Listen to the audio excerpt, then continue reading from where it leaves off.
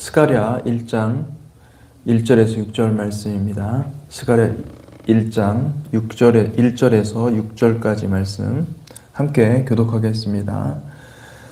다리오 왕 제2년 8째 달에 여호와의 말씀이 이도의 손자 베레게야의 아들 선지자 스가랴에게 임하니라. 이르시되 여호와가 너희의 조상들에게 심히 진노하였었느니라. 그러므로 너는 그들에게 말하기를 만군의 여호와께서 이처럼 이르시되 너희는 내게로 돌아오라. 만군의 여호와의 말이니라. 그리하면 내가 너희에게로 돌아가리라. 만군의 여호와의 말이니라. 너희 조상들을 본받지 말라. 옛적 선지자들이 그들에게 외쳐 이르되 만군의 여호와께서 이같이 말씀하시기를 너희가 악한 길 악한 행위를 떠나서 돌아오라 하셨다 하나 그들이 듣지 아니하고 내게 귀를 기울이지 아니하였느니라. 여호와의 말이니라. 너희 조상들이 어디 있느냐? 또 선지자들이 영원히 살겠느냐? 내가 나의 종 선지자들에게 명령한 내 말과 내 법도들이 어찌 너희 조상들에게 임하지 아니하였느냐? 그러므로 그들이 돌이켜 이르기를 만군의 여호와께서 우리 길대로 우리 행위대로 우리에게 행하시려고 뜻하신 것을 우리에게 행하셨도다 하였느니라. 아멘. 1절에서 6절까지 말씀입니다. 생명의 삶 이 큐티 본문이 스가랴로 또 바뀌었습니다. 로마서는 우리가 너무나 참 은혜 가운데 잘 마쳤고요. 바울의 그 열정, 이 파토스가 가슴 절절히 담긴 예수 십자가의 복음의 메시지입니다. 그 복음의 메시지가 우리를 살리고 우리를 회복하시는 줄 믿습니다. 우리가 로마서를 통해서 배울 수 있는 것은 우리의 삶의 의미, 우리가 어떻게 살아야 될 것인가. 이제 우리에게 삶을 하나님께서 이 남은 여생이라고 하죠. 이 여생을 허락하셨는데 이 여생을 하나님께 어떻게 올려드려야 될 것인가. 이것을 분명하게 알 수 있게 해준다는 것이죠. 방황하고 있는 많은 사람들에게 이 로마서가 읽혀지기를 축복합니다. 이제 우리는 새로운 본문으로 돌아왔습니다. 스가랴서를 묵상하도록 하나님께서 인도하십니다. 이 스가랴서는 전체가 14장밖에 안 되는 짧은 성경입니다. 그렇지만은 이 스가랴서에 담긴 이 내용은 정말 엄청난 내용들을 담고 있습니다. 마지막 때 심판까지 이 모든 것을 하나님의 마음을 아우르고 그리고 또 이스라엘과 모든 열방이 하나님께서 어떻게 회복하실 것인지에 대한 마치 구약에서 보면 신약의 요한계시록의 그 메시지와 비슷한 그런 말씀이라고 할 수가 있죠. 우리가 이 환상과 이 예언의 묵시문학적인 메시지를 담은 이 스가랴서를 묵상하면서 하나님께서 이 마지막 때 이스라엘과 교회를 향해서 어떤 마음을 품고 계신지 깊이 깨닫는 복된 시간이 되기를 축복합니다. 1장 1절을 한번 보겠습니다. 1장 1절에 다리오 왕 제2년 8째 달에 여호와의 말씀이 이도의 손자 베레게야의 아들 선지자 스가랴에게 임하니라. 이르시되. 스가랴는 굉장히 어려운 시기에 사역했던 선지자였습니다. 그때가 언제였냐면 여기 보니까 다리오 왕 제2년 다리오는 그러니까 이 고레스 다음에 이제 통치하게 된 그 왕입니다. 바사 왕이죠.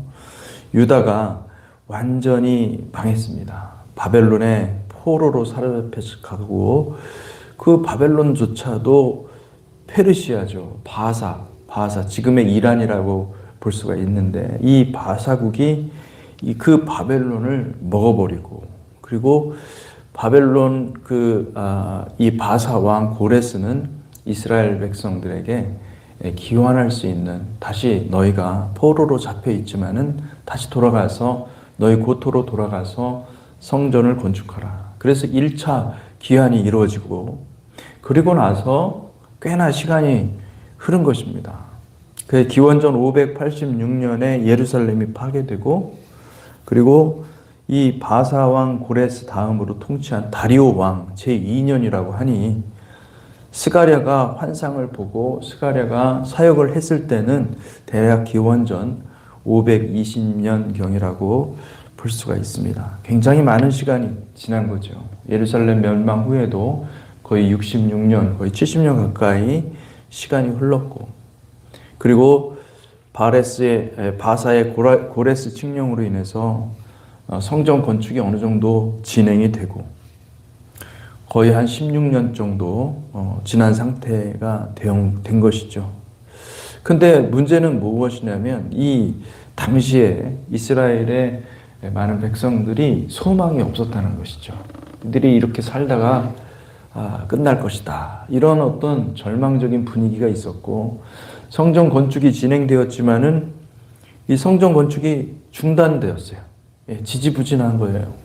이게 사방에 적들이 있고 또 내부도 하나가 되지 않고, 그런 상황 가운데서 굉장히 고전하고 있었던 것입니다. 그때 하나님께서 이 스가랴와 학개와 스가랴는 동시대의 인물입니다. 그래서 학개와 스가랴와 같은 선지자들을 통해서 하나님의 마음을 이스라엘 백성들에게 쏟아 부으신 것입니다. 스가랴는 이또의 손자 베레기야의 아들이라고 그러는데, 여러분 이 배경을 알 필요가 있습니다. 스가랴는 성전 제사장의 후손이었습니다. 그들은 이제 성전이 없으니까, 유대인들은 성전이 없으니까 제사장 역할을 할 수가 없었지만, 그 스가랴의 선조라고 할 수 있죠. 아버지와 할아버지는 성전 제사장이었음을 알 수가 있는 것이죠. 느헤미야 12장 4절에 보니까 이또와 긴느도이와 아비야와, 16절 이또 족속에는 스가랴요, 긴느돈 족속에는 무술람이요. 이렇게 정확하게 이 족보에 나와 있는 것을 볼 수가 있고, 그리고 역대상 6장 39절에 보니까 헤만의 형제 아삽은 헤만의 오른쪽에서 직무를 행하였으며 그는 베레기야의 아들이요, 베레기야는 시므아의 아들이요. 그러니까 이미 성전이 있을 때 한참 사역을 잘 하고 있는 이 헤만의 형제 아삽, 이 아삽이 베레기야의 아들이었다, 그렇게 얘기를 합니다. 이 베레기야와 그리고 또 이또, 이들은 성전에서 하나님을 경외하고 하나님을 바라보고 늘 그 하나님의 계시를 기다렸던 사람들인 것을 볼 수가 있죠. 근데 이것으로 우리가 볼 때 이 스가랴가 얼마나 하나님을 사모하고, 비록 성전은 없고 회파가 되었고 아무것도 남아있는 것이 없던 상태였지만은, 그가 타국에서 하나님을 바라보고 사모하고 주님을 정말로 주님의 그 계시를 받기를 사모했던 사람인 것을 알 수가 있죠. 그런 선지자에게 하나님의 말씀이 임한 것입니다. 여호와가 너희의 조상들에게 심히 진노하였느니라. 그러므로 너는 그들에게 말하기를, 만군의 여호와께서 이처럼 이르시되 너희는 내게로 돌아오라. 만군의 여호와의 말이니라. 그리하면 내가 너희에게로 돌아가리라. 만군의 여호와의 말이니라. 세례 요한이 하나님의 말씀을 선포할 때, 그리고 우리 주님께서도 하나님의 말씀을 선포할 때 뭐 다른 얘기를 한 것이 아니라 회개하라고 말씀을 했습니다. 이 회개하라는 말이 똑같이 원어로 보면 슈브라는 말을 사용하죠. 명사는 테슈바지만은 이 동사는 슈브입니다. 그래서 슈브라는 말은 뭐냐면 돌아오라, 돌이키라, 가던 방향에서 turn around, 돌이켜서 다시 내게로 오라, 하나님의 말씀에게로 오라, 말씀에 순종하라 라고 말씀하고 계시는 것이죠. 선지자의 메시지는 아주 분명합니다. 그러니까 여러분, 세례 요한이 그렇게 회개하라 말씀하셨을 때는 누구의 말씀을 떠올렸겠습니까? 물론 이사야의 말씀도 있죠. 이사야가 선포하는 그 말씀도 있지만은 예, 특별히 이 스가랴는요. 이 스가랴는 그냥 뭐 다른 거 다 빼고 무조건 일단 단도직입적으로 회개하라 이렇게 선포하는 것입니다. 이 1장부터 14장까지의 이 모든 내용은 이 한마디, 이 회개하라 여기에 다 집중되어 있는 것이죠. 이 마지막 때 하나님께서 우리에게 주시고자 하는 메시지가 무엇입니까? 그것은 돌이키라는 거예요. 돌이켜서 네가 본연의 하나님께서 주신 그 사명이 있고 목적이 있는데 그 목적대로 살아가라 이 얘기를 하고 있는 것입니다. 여러분 이 음성이 들려지는 놀라운 축복이 있기를 바랍니다. 그 선지자의 메시지는 아주 분명하죠. 너희가 어디에 있든지 어떤 상태인지를 묻질 않습니다. 만약에 우리가 정말 뭐 돌아오기에 가까이 있는 돌아오기에 아주 좋은 위치에 있다고 하면은 우리는 속히 돌아가겠죠. 근데 묻질 않아요. 너희가 어디에 있든지 간에 너희가 어디에 있든지 간에 그곳에서 돌이켜라. 그곳에서 돌이켜서 주님께로 돌아오라는 것입니다. 그것이 회개입니다. 돌이키라는 것입니다.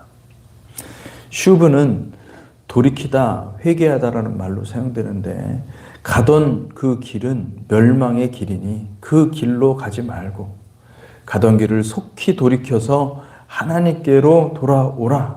이것이 스가랴 선지자의 메시지라는 거죠.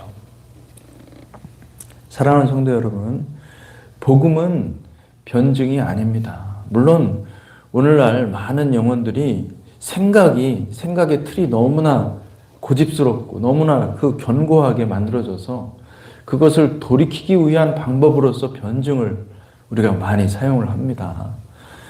우리 찰리 커크라든지 또는 뭐 얼마 전에 누구죠? 제가 이름은 까먹었지만 유지에 왔더라고요. 유지에 와서 대학생들을 대상으로 해서 여러 가지 그 질문들을 대답하고 하는 굉장히 좋은 접근이고 어프로치입니다. 전도 방법입니다. 근데 그렇게 해서 우리가 복음을 변증하고 복음을 설명할 때 그들의 마음이 열려서 하나님을 보게 되고 놀라운 일이지만은 사실은 그 메시지 속에는 그들의 변증 메시지 속에는 무엇이 담겨 있냐면은 돌이키라는 말입니다. 돌이키지 않으면 그 메시지를 받아야 우리의 심령이 주님께 돌아가는 것입니다. 여러분 복음을 전도할 때도 우리가 사람들에게 복음을 메시지를 전할 때도 뭐 여러 가지 설명이 필요한 것이 아니라 주님은 돌이키기를 원하신다. 그 메시지를 전하면 되는 것입니다. 주님은 돌이키기를 원하신다. 그래서 성령님께서 그 말을 사용하실 줄 믿습니다. 아멘. 복음은 그러므로 변증이라기보다도 복음은 하나님의 마음을 전하는 것입니다. 창조주 하나님의 마음은 죄인이 한 사람이라도 어찌됐든 그가 어느 상태에 있든지 상관없이 간절히 바라는 것은 돌아오라는 거예요. 근데 제가 뭐 경험적으로도 그렇고 많은 사람들과 이렇게 대화를 해보면 아예 그냥 막 나가서 아주 타락의 끝까지 그냥 그 터널을 끄트머리까지 다 간 사람들은 돌이키기가 쉬워요, 오히려. 근데 어중간하게 이렇게 나는 계속 진행되고 있고 뭔가 보이고 있고 잘 되고 있고 이런 것들이 있잖아요. 그러면은 돌아오기가 너무 힘듭니다. 예. 여러분 그냥 돌이키시기 바랍니다. 그것이 가장 좋은 것이고 하나님께서 기뻐하시는 일임을 믿으시기 바랍니다. 하나님은 죄인이 돌아오기를 지금도 원하고 계시는 거죠. 뭐 우리가 사실 죄인 아닌 사람이 어디 있겠어요? 여러분 뭐 죄의 크기, 죄의 심각성 이거를 비교해 보면요 다 거기서 거기입니다. 예. 살인자나 거짓말한 자나 또 이렇게 은밀히 이 거짓을 행하고 그 위선적인 행동을 하는 사람이 하나님 앞에서는요 다 다 똑같은 거예요. 예. 죄인입니다. 한마디로 다 죽을 수밖에 없는, 멸망받을 수밖에 없는 죄인인 거예요. 여러분 돌이키시기를 주님의 이름으로 축복합니다. 우리가 언제든지 주님께 돌아가야 되겠다. 그 마음을 가지시기를 바랍니다. 아멘. 누가복음 15장에 보면 우리 주님께서 이 탕자, 돌아온 탕자의 감동적인 이야기를 들려주시죠. 왜 그런 이야기를 하실까 생각을 해보면 주님은 아버지의 마음을 아는 거예요. 아버지께서 얼마나 돌아온 죄인, 내가 죄인임을 깨닫고 돌아오는 자들을 얼마나 기뻐하시는지를 말씀해 주기를 원하셨던 것입니다. 18절 누가복음 15장 18절에서 24절에 내가 일어나 아버지께로 가서 이르기를 아버지 내가 하늘과 아버지께 죄를 지었사오니 지금부터는 아버지의 아들이라 일컬음을 감당하지 못하겠나이다. 나를 품꾼의 하나로 부소서 하리라 하고 이에 일어나서 아버지께로 돌아가니라. 아직도 거리가 먼데 아버지가 그를 보고 측은히 여겨 달려가 목을 안고 입을 맞추니 아들이 이르되 아버지 내가 하늘과 아버지께 죄를 지었사오니 지금부터는 아버지의 아들이라 일컬음을 감당하지 못하겠나이다 하나 아버지는 종들에게 이르기되 제일 좋은 옷을 내어다가 입히고 손에 가락지를 끼우고 발에 신을 신기라. 그리고 살진 송아지를 끌어다가 잡으라. 우리가 먹고 즐기자. 이 내 아들은 죽었다가 다시 살아났으며 내가 잃었다가 다시 얻었노라 하니 그들이 즐거워하더라. 아버지는 아들이 어떤 지경까지 타락했는지 알고 싶지 않은 것입니다. 중요한 것은, 아버지에게 중요한 것은 그가 깨닫고 돌아왔다는 사실이죠. 그가 마음을 돌이켜서 아버지를 기억하고 아버지께로 돌아가면은 소망이 있다는 것을 깨달은 거예요. 할렐루야. 여러분, 우리의 기쁨은 한 영혼이, 잃어버렸던 한 영혼이 아버지께로 돌아오는 것이죠. 그 돌아오는 그 장면을 보면요, 그 기쁨이 폭발하는 거죠. 왜냐하면 하나님께서 원하시는 것이 바로 그것이거든요. 여러분, 한 영혼을 귀하게 여기고 그 영혼을 돌이키기 위해서 우리가 할 수 있는 모든 수고를 아끼지 않기를 축복합니다. 아멘. 하나님은 너무너무 기뻐하시는 거예요. 한 영혼이 돌아오는 것을 기뻐하시는 거예요. 제가 이 말씀을 묵상하면서 우리 교회를 다녀가신 많은 분들이 있잖아요. 네. 또 뭐 만족감이 없어서 나가신 분도 있고. 그런데 가끔은 저는 그런 생각을 합니다. 하나님은 어떤 마음을 가지실까? 하나님은 많은 분들이 방황을 하고 있습니다. 자기의 마음을 채워줄 수 있는 어떤 메시지를 찾아서 또 어떤 성령의 은사를 찾아서 사람들이 이렇게 방황하는 모습을 주님은 안타깝게 여기신 거죠. 그들이 어디에 있든지 간에 그들이 돌이키기를 원하시는 하나님, 어디 있든지 간에 주님께로 돌이키기를 원하시는 하나님. 여러분, 주님께 돌이키시는 저와 여러분들이 되시기를 축복합니다. 주님은 여전히 슈브라고 돌이키라, 돌이키라 외치고 있습니다. 어디에 있든지 간에 돌이키는 저와 여러분들이 되시길 바랍니다. 목회자의 사명, 그리고 또 여러분들이 교회를 통해서 사람들과 함께 같이 신앙생활을 같이 하는 사람들의 기본적인 가장 중요한 사명은 무엇이냐면 돌이키게 하는 것입니다. 사람들을 돌이키게 하는 거예요. 가던 길을 돌이켜서 주님께서 원하시는, 주님께서 예정하신 그 길로 들어가라. 그게 권면입니다. 권면. 서로를 권해서 서로를 축복하고 서로를 끌어안고 서로를 일으켜 세워서 잘못된 길을 갈 때는 야단도 치고, 그리고 또 우리가 시리에 빠지고 좌절에 넘어졌을 때는 위로가 필요하잖아요. 그러면 위로해 줘야 됩니다. 위로도 해주고.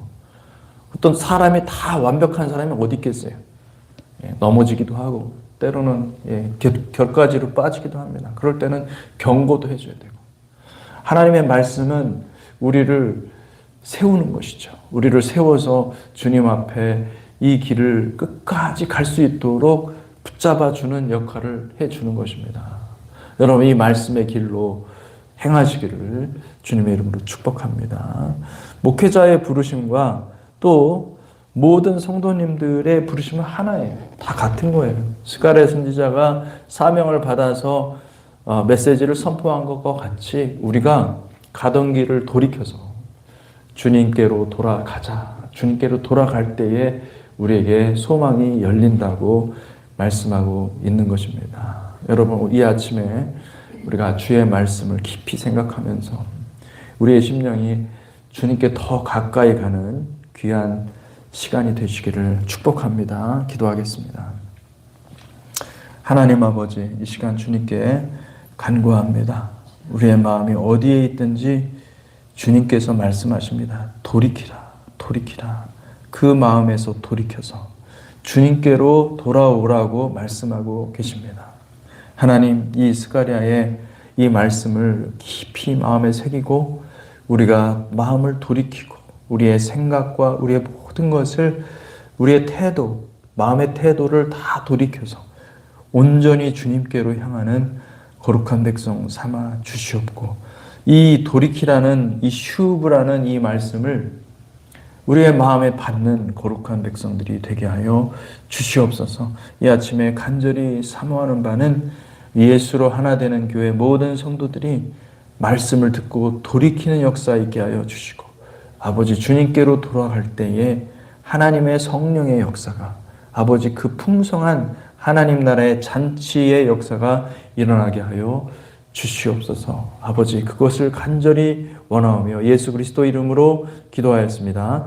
아멘.